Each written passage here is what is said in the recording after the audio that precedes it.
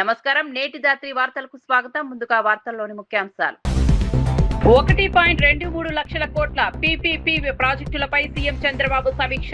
రాష్ట్రంలో 260 పీపీపీ ప్రాజెక్టులు అమల్లో ఉన్నాయని అధికారుల వెల్లడి. పోర్టులు, ఎయిర్పోర్టులు, రహదారుల ప్రాజెక్టులపై సీఎం కీలక ఆదేశాలు. మేడారం అభివృద్ధి పనులను వేగంగా పూర్తి చేయాలని మంత్రి సీతక్క ఆదేశం. సమ్మక్క సారాలమ్మ జాతర ఏర్పాట్లపై అధికారులతో మంత్రి సమీక్ష. భక్తులకు మెరుగైన సౌకర్యాలపై అధికారులకు కీలక సూచనలు. నాణ్యతతో అన్ని అభివృద్ధి పనులు పూర్తి చేయాలని సీతక్క ఆదేశం. పార్లమెంట్ సమావేశాలపై ఎంపీలకు జగన్ కీలక దిశానిర్దేశం. రాష్ట్ర ప్రయోజనాల అంశాలను పార్లమెంట్లో బలంగా ప్రస్తావించాలని జగన్ సూచన. రైతులు, యువత సమస్యలపై గట్టిగా గళం వినిపించాలని ఎంపీలకు ఆదేశం. స్కూల్ హోంవర్క్ వివాదంపై ఎమ్మెల్యే రాజాసింగ్ ఆగ్రహం. హోంవర్క్ లో కల్మా, సూరహ్ ఫాతిహ రాయాలన్న ఘటనపై తల్లిదండ్రుల ఆందోళన.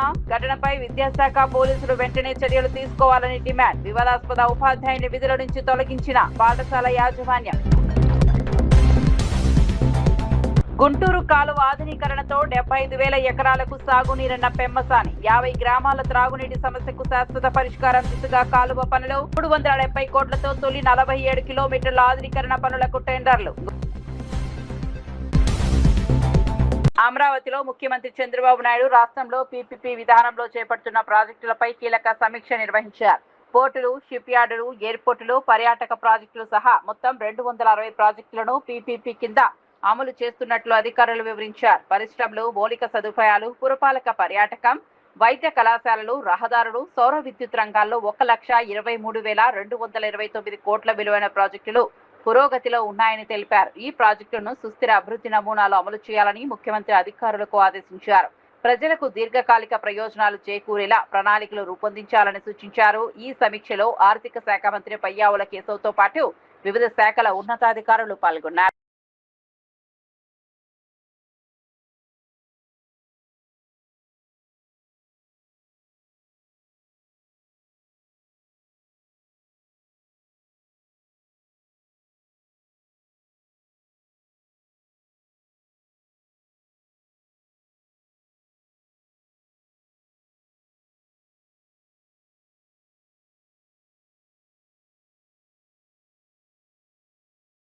వరంగల్ ఎయిర్పోర్ట్ అభివృద్ధి క్రెడిట్ పూర్తిగా బీఆర్ఎస్ ప్రభుత్వానిదే చెందుతుందని మాజీ ఎమ్మెల్యే నన్నపనేని నరేందర్ అన్నారు. బీఆర్ఎస్ హయాంలోనే 253 ఎకరాల భూమిని సేకరించి ఎయిర్పోర్ట్ అథారిటీ ఆఫ్ ఇండియాకు అప్పగించామని గుర్తు చేశారు. పనులు ప్రారంభం కావడానికి ముందే ఎన్నికలు రావడంతో ప్రాజెక్టు పూర్తి కాలేదన్నారు.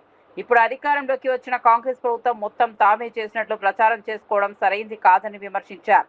గత ప్రభుత్వం చేసిన కృషిని దాచిపెట్టి క్రెడిట్ చోరీ చేయాలని చూస్తోందని ఆరోపించారు. వరంగల్ ఎయిర్పోర్ట్ కోసం భూసేకరణ నుంచి అన్ని పరిపాలనా ప్రక్రియలను బీఆర్ఎస్ ప్రభుత్వమే పూర్తి చేసిందని పేర్కొన్నారు. ప్రజలకు వాస్తవాలు తెలుసని, అభివృద్ధి పనులను రాజకీయ ప్రయోజనాల కోసం వక్రీకరించవద్దని నన్నపనేని నరేందర్ సూచించారు. మరి వీళ్ళందరూ కలిసి నగరాన్ని బాగుపడాలనుకుంటాలా, ఈ నగరాన్ని ఖరాబ్ చేయాలనుకుంటాలా? మీకు చేతనైతే మీరేం నిధులు తెచ్చిల్లో చెప్పండి. మీకు చేతనైతే ఈ పని చేసిన స్వయంగా అని చెప్పండి. మీకు చేతనైతే ప్రజలకి ఇది ఉపయోగపడేది చేస్తామని చెప్పండి. ఏది చేతగాక ఒప్పుకున్న హామీలని అటకెక్కిచ్చేసి ఇప్పుడు ఏదో ఆవాకులు చేవాకులు మాట్లాడితే పొలిటికల్ నాలెడ్జ్ ఉన్నదని అనుకోరు. ప్రజలు గమనిస్తున్నారు. మీరు జాగ్రత్తగా ఉండండి, జాగ్రత్తగా పరిపాలించండి. ప్రజల మన్ననలు పొందాలి తప్ప ఏది పడితే అది మాట్లాడితే మన్ననలు వస్తాయన్నది అది శుద్ధ అబద్ధం అని కూడా ఈ సందర్భంగా తెలియజేసుకుంటూ, మామ్నూర్ ఎయిర్పోర్ట్ ఖచ్చితంగా బీఆర్ఎస్ ప్రభుత్వంలో ఏర్పాటు చేసిందే. దేనికంటే దానికి మేము సిద్ధంగా ఉంటాం. చివరిగా ఎలక్షన్లో ఆ ఎలక్షన్ కోడ్ వచ్చింది కాబట్టి అది పెండింగ్ అయింది తప్ప వేరే కాదు. దానికి నీకు అవగాహన లేకుంటే ఆ రికార్డు చూసుకోండి, అన్ని కూడా ఉన్నాయని కూడా ఈ సందర్భంగా తెలియజేస్తున్నాం. హైదరాబాద్ సైదాబాద్ లోని సక్సెస్ స్కూల్లో 2వ తరగతి చదువుతున్న హిందూ విద్యార్థులకు హోంవర్క్ డైరీలో కల్మా, సూరహ్ ఫాతిహ రాయాలని చదవాలని ఉపాధ్యాయుడు సూచించడంపై వివాదం చెలరేగింది. ఈ ఘటనపై తల్లిదండ్రులు తీవ్ర ఆగ్రహం వ్యక్తం చేశారు. విషయం తెలుసుకున్న గోషామహల్ ఎమ్మెల్యే రాజాసింగ్ వెంటనే స్పందించి విద్యాశాఖ, పోలీసు అధికారులు తక్షణ చర్యలు తీసుకోవాలని డిమాండ్ చేశారు. చిన్నారులపై ఇలాంటి బోధనను బలవంతంగా రుద్దడం సరికాదని అభిప్రాయపడ్డారు. వివాదం తీవ్ర రూపం దాల్చడంతో సంబంధిత ఉపాధ్యాయుని విధుల నుంచి తొలగించినట్లు పాఠశాల యాజమాన్యం ప్రకటించింది. ఘటనపై పూర్తి స్థాయి విచారణ జరిపి వాస్తవాలు వెలుగులోకి తీసుకురావాలని తల్లిదండ్రులు కోరుతున్నారు. పాఠశాలల్లో విద్యార్థుల మనోభావాలను గౌరవించే విధంగా వ్యవహరించాలని పలువురు అభిప్రాయపడ్డారు. स्कूल में जाकर उन मैनेजमेंट से जब क्वेश्चन पूछा, सवाल पूछा कि आप कैसे मेरे बच्चे को, मेरे हिंदू बच्चे को कलमा पढ़ने के लिए प्रेशर डाल सकते हो, तो स्कूल मैनेजमेंट के पास कोई जवाब नहीं है। यहां सैदाबाद क्षेत्र असदुद्दीन ओवैसी के पार्लियामेंट क्षेत्र में आता है और ये की पूरी इन लोगों ने प्लानिंग करके रखी है कि छोटे बच्चे से लेकर बड़े बच्चे तक, चाहे वो कॉलेज में हो या 10वीं कक्षा में हो या 9वीं कक्षा में हो, सबका इस्लामीकरण करना। क्योंकि इनकी सोच है भारत में रहकर भारत से गद्दारी करना, भारत में रहकर भारत से गजवा हिंद करना, भारत में रहकर इनकी ये सोच है। तो ये सोच को मजबूत करने वाला असदुद्दीन ओवैसी, मैं असदुद्दीन ओवैसी से पूछना चाहता हूं, तुम्हारे ही पार्लियामेंट क्षेत्र में हिंदुओं पर इतना अत्याचार हो रहा है, यहां तक के छोटे मासूम 2 क्लास में पढ़ने वाले बच्चे को तो नहीं छोड़ा जा रहा है, तो आज तुम्हारा मुंह क्यों बंद है? किसी भी राज्य में जब मुसलमानों पर कुछ हो जाता है, चाहे वो आतंकी मुसलमान क्यों ना हो, चाहे वो आतंकी मुसलमान का इनकाउंटर क्यों ना हो जाता है, तो तुरंत मीडिया में आकर असदुद्दीन ओवैसी पुकारना चालू करता है। तो आज उसी के पार्लियामेंट क्षेत्र में, असदुद्दीन ओवैसी के पार्लियामेंट क्षेत्र में एक 2 साल के हिंदू मासूम बच्चे को कलमा पढ़ने के लिए स्कूल मैनेजमेंट ने जब प्रेशर डाला, तो आज असदुद्दीन ओवैसी यहां सवाल क्यों नहीं उठा रहा है कि वो स्कूल पर प्रतिबंध लगे, वो मैनेजमेंट के ऊपर पुलिस केस हो, उनको जेल भेजा जाए? वो नहीं बोलेगा। क्यों? क्योंकि उसी के लोग हैं जो ये षड्यंत्र कर रहे हैं। मैं हमारे कलेक्टर साहिबा एवं मुख्यमंत्री रेवंत रेड्डी से निवेदन करना चाहता हूं कि इस प्रकार से स्कूलों के अंदर हिंदुओं को जबरन अगर कलमा पढ़ाने का अगर प्रयत्न किया जाएगा, उन स्कूलों पर कार्रवाई हो, उन स्कूलों को सीज किया जाए और भविष्य में इस प्रकार का कोई कांड ना हो, उस प्रकार से कोई कानून बनाए। ये मैं मुख्यमंत्री रेवंत रेड्डी से निवेदन करना चाहता हूं। साथ ही साथ मैं मेरे हिंदू भाई बंधुओं से कहना चाहूंगा कि अपने बच्चों को स्कूल डालने से पहले यहां देख लो कि वो स्कूल के अंदर कौन है, कहीं कोई बुरके वाली तो नहीं है, कहीं कोई टोपी वाला तो नहीं है जो हमारे बच्चों को जबरन कलमा पढ़ाएगा। थोड़ा यह ध्यान रखकर आप लोग अपने बच्चों को स्कूल में डालिए, ये मैं आप सबसे निवेदन करना चाहता हूं। సికింద్రాబాద్ మల్కాజిగిరి కమిషనరేట్ పరిధిలో సంచలనం సృష్టించిన హనీ ట్రాప్ నకిలీ పోలీసుల కిడ్నాప్ దోపిడీ కేసును అల్వాల్ పోలీసులు ఛేదించారు. ఈ కేసులో పరారీలో ఉన్న 3 నిందితులను హర్యానా, చండీగఢ్ ప్రత్యేక ఆపరేషన్ నిర్వహించి అరెస్ట్ చేశారు. ఇప్పటికే మరో 2 నిందితులు జ్యుడిషియల్ కస్టడీలో ఉండటంతో మొత్తం 5గురిని అదుపులోకి తీసుకున్నారు. వ్యాపారవేత్త సిద్ధార్థను నకిలీ పోలీసులుగా నటిస్తూ కిడ్నాప్ చేసి తుపాకీతో బెదిరించి బంగారు ఆభరణాలు, ల్యాప్టాప్, మొబైల్ ఫోన్ దోచుకున్నట్లు పోలీసులు తెలిపారు. అనంతరం కుటుంబ సభ్యులను బెదిరించి 18 లక్షలు వసూలు చేసినట్టు వెల్లడించారు. చండీగఢ్లో స్పా సెంటర్లు ఎక్కువగా ఉంటాయి, అక్కడ అమ్మాయిలు కూడా దొరుకుతారు అనేటువంటి ఉద్దేశంతో అతను ఎక్కువగా ఏదైనా అఫెన్సింగ్ చేసే డబ్బులు వస్తే అక్కడికి వెళ్తుంటాడు. సో ఈ రఘురాజవరం గురించి తెలిసిన తర్వాత మళ్ళీ ఫర్దర్ వేరే అఫెన్స్లో డబ్బులు వస్తే అతనికి చండీగఢ్ వెళ్తాడు. అక్కడ వెళ్ళి స్పా సెంటర్లలో తిరుగుతున్న క్రమంలో, ఫ్రీక్వెంట్గా తిరిగే క్రమంలో అక్కడ ఇటువంటి అఫెన్సింగ్ చేసే వాళ్ళ ముగ్గురు ఆయనకి గతంలో కూడా పరిచయం ఉండడం జరిగింది. సో నార్త్ ఇండియన్స్ ఎవరైతే హర్యానాకు సంబంధించినటువంటి వాళ్ళు ఉన్నారో, సునీల్, ఫౌజీ అని చెప్పేసి, విక్కీ సంధు అని, తర్వాత సర్పంచ్ రాజేష్ అని, వీళ్ళ ముగ్గురు కూడా అక్కడ వ్యక్తులతో ఇతనికి పరిచయం ఉంటుంది. సో ఈ నవంబర్ ముందు అక్కడికి వెళ్ళినప్పుడు వాళ్ళకు కూడా ఎక్స్ప్లెయిన్ చేయడం జరుగుతుంది. చేసి మనం ఈసారి అఫెన్స్లో వాళ్ళని కూడా తీసుకొద్దామని చెప్పేసి, సో స్ట్రైట్ అవే వాళ్ళు నవంబర్ 13వ తారీఖున అక్కడ చండీగఢ్ నుంచి ఒక స్కార్పియో వెహికల్ రెంట్ తీసుకొని బయలుదేరడం జరుగుతుంది. అదే స్కార్పియో వెహికల్లో ఇక్కడికి వచ్చిన తర్వాత నవంబర్ 14వ తారీఖు నాడు ఈ ఏమని ఎవరైతే ఉన్నారో నా రఘురాజ వర్మ, ఇతనికి గర్ల్ ఫ్రెండ్ ఉంటుంది మాధవిలత అని, సో ఆమెతోటి ఫోన్ చేపిస్తాడు.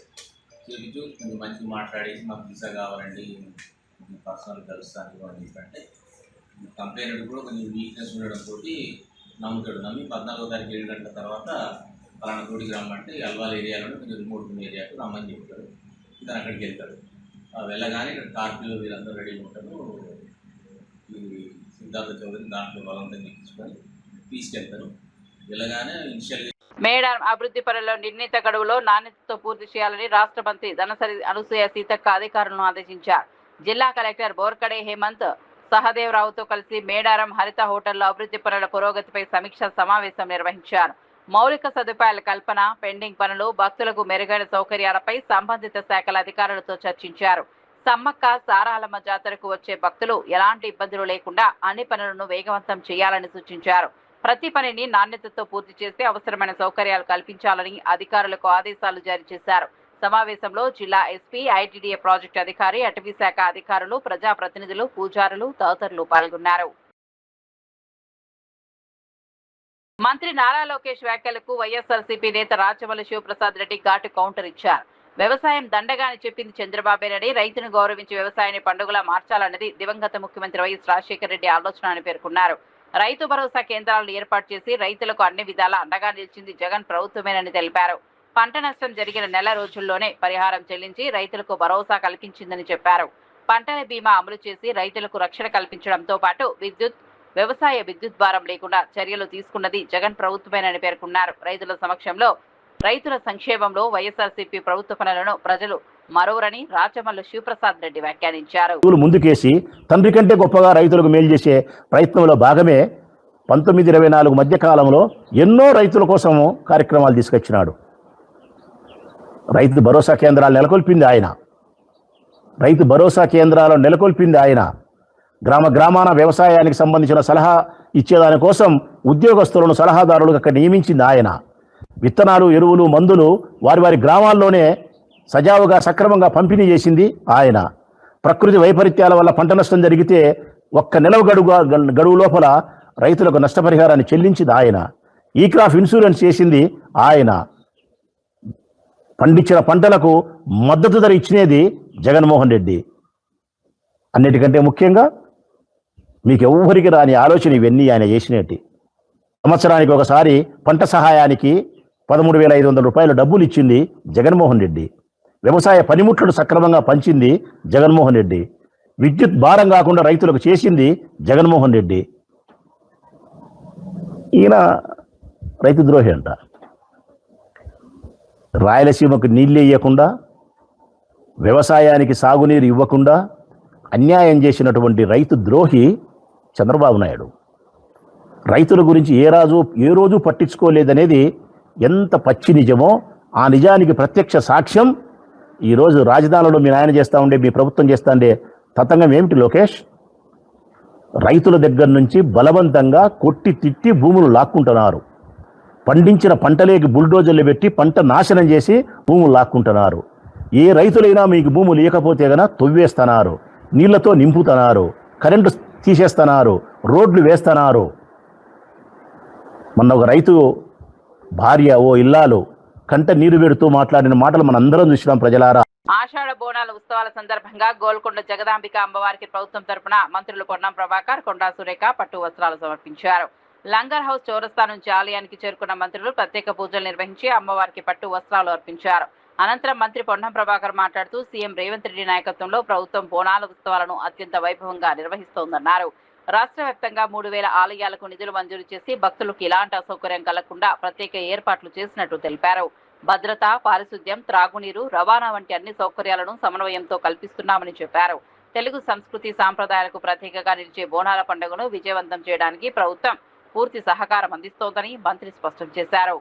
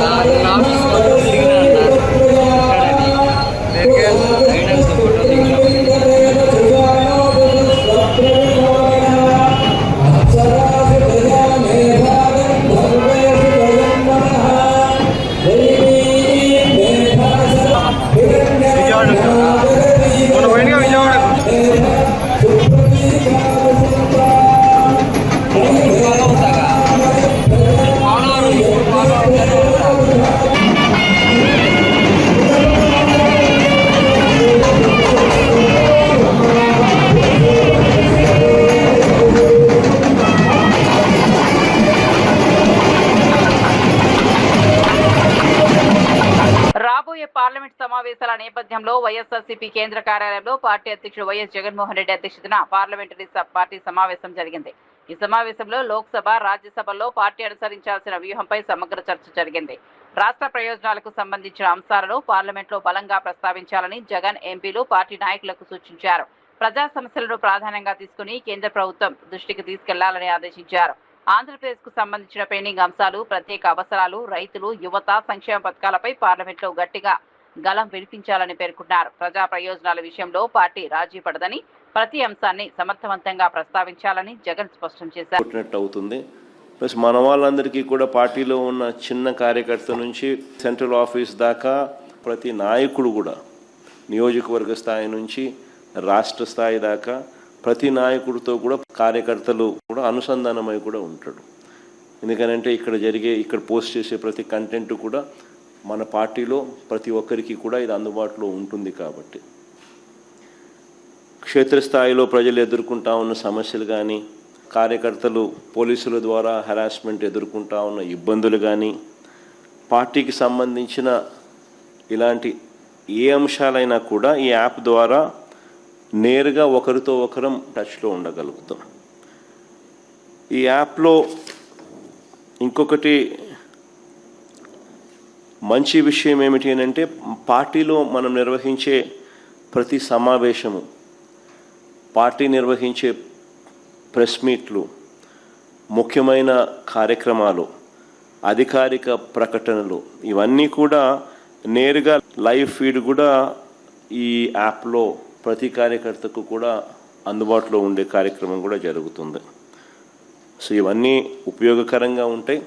ఫ్యూచర్లో కూడా ఇంకా ఈ యాప్ను ఇంకా కొంత బలపరుస్తూ కార్యకర్తలు ఏదైనా ఇబ్బందులు పడినా కూడా ఇబ్బంది పడ్డ కార్యకర్తకు తోడుగా ఉండే కార్యక్రమం కూడా రాబోయే రోజుల్లో ఈ యాప్ ద్వారా ఉపయోగపడుతుంది. మన డిజిటల్ డైరీ కూడా మన పార్టీకి సంబంధించి ఎవరైనా కూడా ఎక్కడైనా ఈ పోలీస్ హెరాస్మెంట్ వల్ల కానీ ఇంకొకరి హెరాస్మెంట్ వల్ల కానీ నష్టపోయిన ప్రతి కార్యకర్త కూడా డిజిటల్ డైరీలో ఏ రకంగా అయితే తాను నమోదు చేస్తూ ఉన్నాడో ఆ డిజిటల్ డైరీని కూడా దీంట్లోకి అనుసంధానం కూడా చేస్తాం.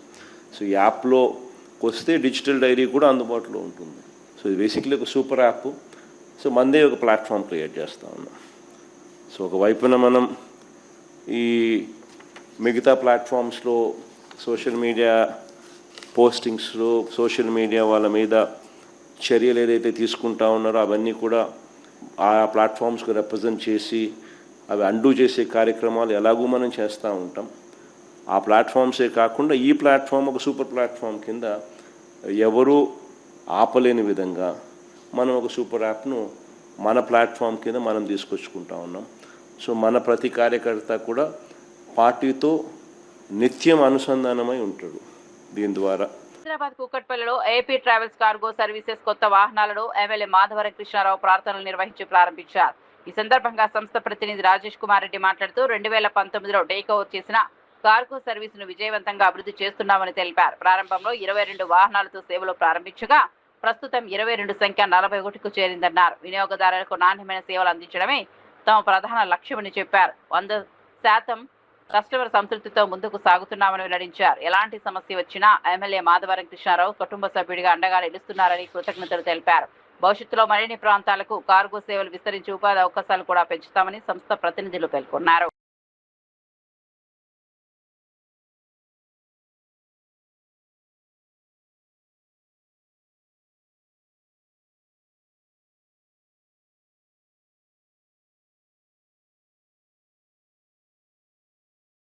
సన్ కార్గో అది 2019లో మేము టేక్ ఓవర్ చేసుకోవడం జరిగింది.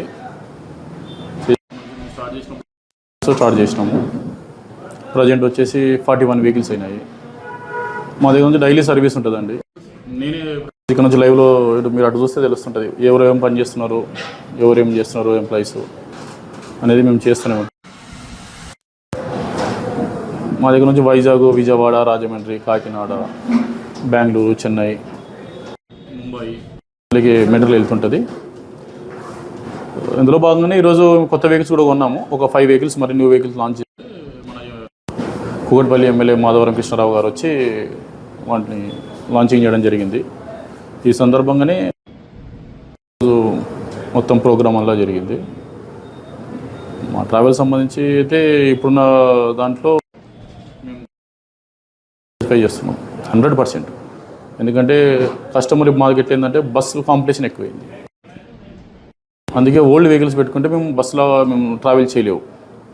అందుకే అన్ని బ్రాండ్ న్యూ వెహికల్స్ తీసుకొని సర్వీస్ చేస్తున్నాము.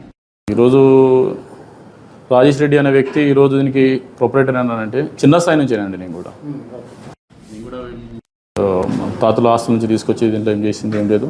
ఫస్ట్ కేసీఎన్లో ఏరియా మేనేజర్, బ్రాంచ్ మేనేజర్ చేసినాను, తర్వాత ఏరియా మేనేజర్ చేసినాను, తర్వాత ఇదే ఏపీ ట్రావెల్స్ అనే కార్గోల్ని ఒక ఏజెంట్గా నేనే ఉన్నా.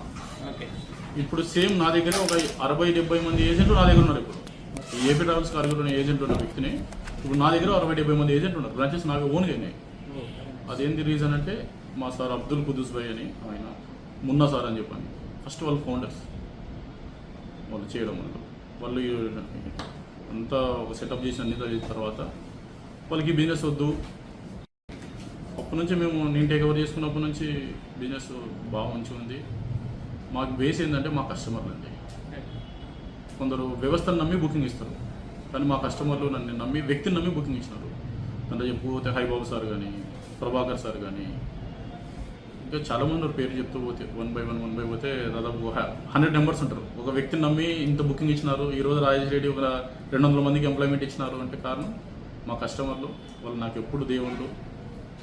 మాకు ఏ ప్రాబ్లం వచ్చినా మా ముందుండి నడిపించే మా ఎమ్మెల్యే తండ్రి సమానుడు. ఆయనకి ఎప్పుడు రుణపడి ఉంటాం. ప్రత్యేకించి ఎలాంటి సర్వీసెస్ ఏపీ ట్రావెల్స్ కార్గోస్ అంటే ప్రత్యేకించి ఎలాంటి సర్వీసెస్ వస్తున్నాయి? అంటే జనరల్ గూడ్స్ అండి, ఎన్ని గూడ్స్ మేము తీసుకెళ్తాం విత్ బిల్. వితౌట్ బిల్ నేను నాట్ యాక్సెప్ట్. నేనే ఉండి పర్యవేక్షిస్తుంటా విత్ బిల్. ఏదైనా సరే నేను కమిట్మెంట్ డెలివరీ ఇస్తాం. మాకు 100 బ్రాంచ్ 200 బ్రాంచ్ మేము ఓపెన్ చేయలేదు, చేయం కూడా.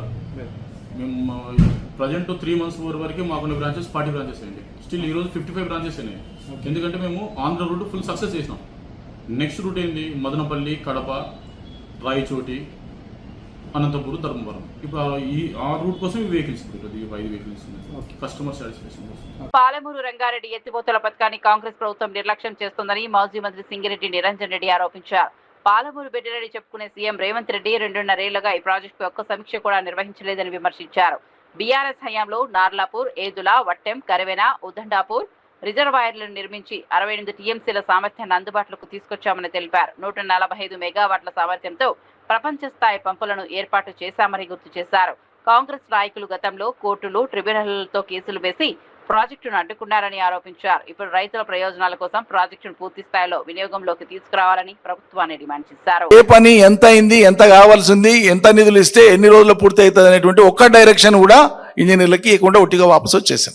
వస్తూ ఏం మాట్లాడతారు, ఎట్లా నింపుతామండి, భూసేకరణ గాంధీ ఎట్లా నింపుతాం, ఇట్లా మాట్లాడొచ్చునా? ఓ ప్రభుత్వ అధినేత ఇంత బాధ్యతారహితంగా మాట్లాడొచ్చునా? ఏమంటారు దీన్ని?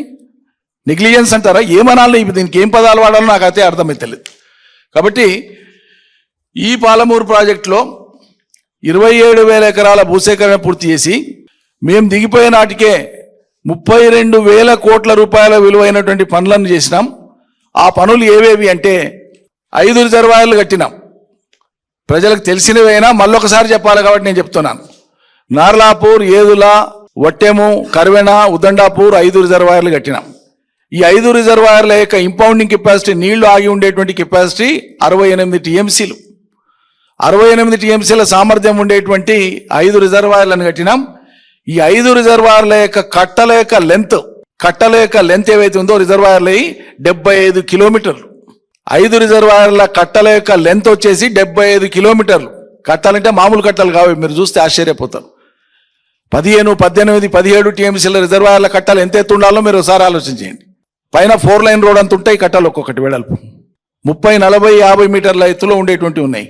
అక్కడ ఉండేటువంటి గ్రేడియంట్ లెవెల్స్ని బట్టి వీటన్నింటి దగ్గర సర్జ్ పూల్స్, పంపింగ్ కోసం అవసరమైనటువంటి ఎలక్ట్రోమెకానికల్ వర్క్స్ అన్నీ కూడా కంప్లీట్ చేసి 34 పంపులను ఫిట్ చేసినాం.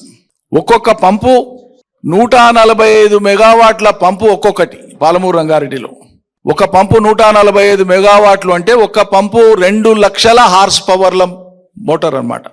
ప్రపంచంలోనే హైడ్రో ఎలక్ట్రిసిటీ ప్రాజెక్టులో వాడేటువంటి పంపులు ఇంతకు పెద్దవి ఉన్నాయి, కానీ లిఫ్ట్ ఇరిగేషన్లకు వాడేటువంటి పంపులలో ఈ మోతాదు 145 మెగావాట్ల కెపాసిటీ ఉండేటువంటి పంపులు ప్రపంచంలోనే ఎక్కడ లేవు. KCR government, Telangana government was the pioneer in this. వీటిని చూడడం కోసం, వీటి ఆపరేషన్ చూడడం కోసం, వీటి ఇన్స్టాలేషన్స్ చూడడం కోసం, వీటి ఎఫిషియన్సీని చూడడం కోసం విదేశాల నుంచి ఇంజనీర్లు వచ్చిపోయినారు. కానీ ఇక్కడ ఉండేటువంటి కాంగ్రెస్కు, ముఖ్యమంత్రికి, ఆయన పార్టీ నాయకులకు, వాళ్ళ ప్రజాప్రతినిధులకు కళ్ళు కనిపించవు, అర్థం కూడా కాదు. గుంటూరు కాలువ విస్తరణ, ఆధునీకరణ పనులు పూర్తయితే దాదాపు 75,000 ఎకరాలకు సాగునీరు అందడంతో పాటు 50 గ్రామాల త్రాగునీటి సమస్యకు పరిష్కారం లభిస్తుందని కేంద్ర సహాయ మంత్రి డాక్టర్ పెమ్మసాని చంద్రశేఖర్ తెలిపారు. గుంటూరు జిల్లా కొత్త మల్లాయపాలెంలో ఎమ్మెల్యే బూర్ల రామాంజనేయులతో కలిసి కాలువ విస్తరణ పనులను ఆయన పరిశీలించారు. రాష్ట్ర ప్రభుత్వం సాగునీటి ప్రాజెక్టులను వేగంగా అమలు చేస్తోందని పేర్కొన్నారు. తొలి 47 కిలోమీటర్ల ఆధునీకరణ పనులకు 370 కోట్ల అంచనాలతో టెండర్ల ప్రక్రియ ప్రారంభమైనట్టు వెల్లడించారు. త్వరలోనే నిర్మాణ పనులు ప్రారంభమవుతాయని తెలిపారు. వ్యవసాయ అభివృద్ధి, గ్రామీణ ప్రాంతాలకు త్రాగునీటి భద్రత కోసం ఈ ప్రాజెక్టును ప్రజలు సహకరించాలని ఆయన విజ్ఞప్తి చేశారు. ఈ రోజున పోలవరం కూడా మీరు చూస్తా ఉన్నారు. యుద్ధ ప్రాతిపదికన ముఖ్యమంత్రి గారు ప్రతి నెల రివ్యూస్ తీసుకుంటూ, అదేవిధంగా నిమ్మల రామానాయుడు గారు దాన్ని కూడా వచ్చే సంవత్సరం ఎట్టి పరిస్థితుల్లో చేయాలనే ఉద్దేశంతో పరుగులు పెట్టిస్తా ఉన్నారు. అవి కూడా అయితే మన చుట్టుపక్కల అనేక 1,50,000 ఎకరాలకు పైగా ఈ పంటలకి మళ్ళీ రెండో పంట వేసుకోవడానికి ఇబ్బంది లేకుండా ఉంటుంది. రైతులకు ఆదాయం పెరిగేటువంటి పరిస్థితి. గుంటూరు ఛానల్ తీసుకుంటే మనకి ఇందులో 2 కావాలి. ఎక్స్టెన్షన్ కావాలి, 47 కిలోమీటర్ తర్వాత ఎక్స్టెన్షన్, అదేవిధంగా మొత్తం ముందున్నటువంటి 47 కిలోమీటర్లకి మోడర్నైజేషన్. రాష్ట్రం ఆర్థిక ఇబ్బందుల్లో ఉన్న ఏ రాష్ట్రం ఈ దేశంలో ఉన్నటువంటి సంక్షేమ పథకాలు ఇస్తూ కూడా వీటిని కూడా సాగునీటి ప్రాజెక్టులు ముందుకు తీసుకెళ్లేటువంటి పరిస్థితి తీసుకున్నాం. అంటే ఇక్కడే కాదు, రాష్ట్రం అంతా కూడా. అందులో భాగంగా గుంటూరు ఛానల్ ల్యాండ్ అక్విజిషన్ కి మనకి 70 కోట్ల వరకు ఫేజ్ 1 తీసుకుంటే 28 కోట్లు రైతులకు ఇచ్చి, పాత రేట్లకే అప్పుడు వచ్చినటువంటి కాంట్రాక్టర్ గారిని మనం రిక్వెస్ట్ చేసి వర్కులు స్టార్ట్ చేశాం. అవి కూడా ప్రతి నెల 10 కోట్ల రూపాయలు ట్రెజరీ నుంచి వచ్చే విధంగా చేసి వచ్చే 5-6 నెలల్లో దీన్ని ఒక రూపం తీసుకొస్తాం. ఎక్స్టెన్షన్. తెలంగాణ రాష్ట్రంలో ఎంతో వైభవంగా నిర్వహించే ఆషాఢ బోనాల మహోత్సవాలకు రంగం సిద్ధమైంది. ఈ నెల 19న ఆషాఢం తొలి ఆదివారం గోల్కొండ శ్రీ జగదాంబ మహంకాళి అమ్మవారి ఆలయంలో జరిగే బోనాల పండుగతో రాష్ట్ర వ్యాప్తంగా బోనాల ఉత్సవాలు ప్రారంభం కానున్నాయి. ఈ సందర్భంగా ముఖ్యమంత్రి రేవంత్ రెడ్డి సారథ్యంలో రాష్ట్ర ప్రభుత్వం అన్ని శాఖల అధికారులతో కలిసి విస్తృత ఏర్పాట్లు చేపట్టింది. భక్తులకు ఎలాంటి అసౌకర్యం కలగకుండా త్రాగునీరు, పారిశుద్ధ్యం, విద్యుత్, వైద్య సేవలు, ట్రాఫిక్ నియంత్రణ, భద్రత వంటి అన్ని అంశాలపై ప్రత్యేక దృష్టి సారించింది. ఆలయ కమిటీలు, నిర్వాహకులు, పోలీస్ శాఖ, జీహెచ్ఎంసీతో పాటు సంబంధిత శాఖలతో సమన్వయం చేస్తూ జాతరను విజయవంతంగా నిర్వహించేందుకు ప్రభుత్వ యంత్రాంగం కృషి చేస్తోంది. భాగ్యనగరంలో వెల్లివిరుస్తోన్న ఆధ్యాత్మిక శోభ, దిల్లం బల్లెం సప్పుళ్లు, డప్పుల మోతలు, జోగినీల ఆధ్యాత్మిక నృత్యాలు, పోతురాజుల వీరోచిత విన్యాసాలు, శివసత్తుల పూనకాలతో ఎటు చూసిన భక్తి పారవస్యం దర్శనమిస్తుంది. ఘటాల వైభవోపేత ఊరేగింపులు, రంగురంగుల తొట్టెల సమర్పణలు, గోల్కొండ నుంచి లాల్ దర్వాజా వరకు ప్రతి వీధి అమ్మవారి నామస్మరణతో పులకరిస్తుంది.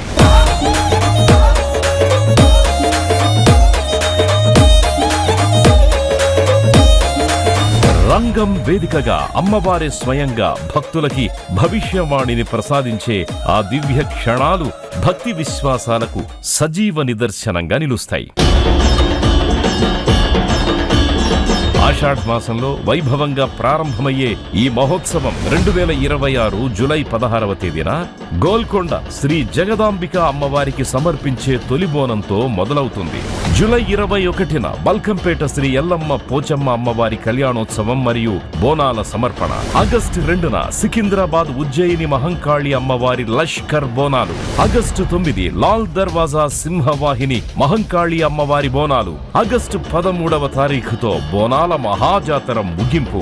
దశాబ్దాల చారిత్రక వైభవం కలిగిన మన బోనాల పండుగను గౌరవ ముఖ్యమంత్రి వర్యులు శ్రీ ఏ రేవంత్ రెడ్డి గారి నేతృత్వంలో దేవాదాయ ధర్మాదాయ శాఖ మంత్రులు శ్రీమతి కొండా సురేఖ గారి సారథ్యంలో బోనాల పండుగను మన ప్రజా ప్రభుత్వం ఎంతో ప్రతిష్టాత్మకంగా నిర్వహిస్తోంది. కోట్లాది రూపాయల నిధులతో ఆలయాలన్నింటినీ సర్వాంగ సుందరంగా అలంకరించింది. వచ్చే భక్తులకు ఎలాంటి ఇబ్బందులు కలగకుండా అన్ని ఏర్పాట్లు చేయడం జరిగింది. ప్రభుత్వం తరఫున ప్రజా ప్రతినిధులతో అమ్మవార్లకి పట్టు వస్త్రాలు సమర్పించడం జరుగుతుంది.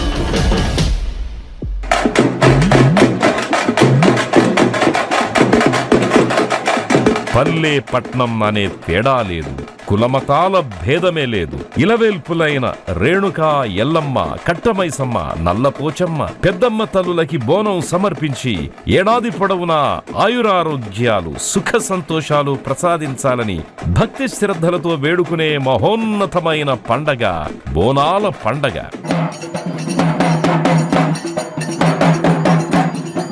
బోనం అంటే కేవలం అన్నం కాదు, సృష్టికి మూలమైన ఆదిశక్తికి సమర్పించే భక్తి నివేదన. ప్రతి బోనం వెనుక అచంచలమైన విశ్వాసముంది. ప్రతి అడుగులో అమ్మవారి ఆశీర్వాదముంది. ప్రతి డప్పు మోతలో తెలంగాణ గుండె చప్పుడు వినిపిస్తుంది.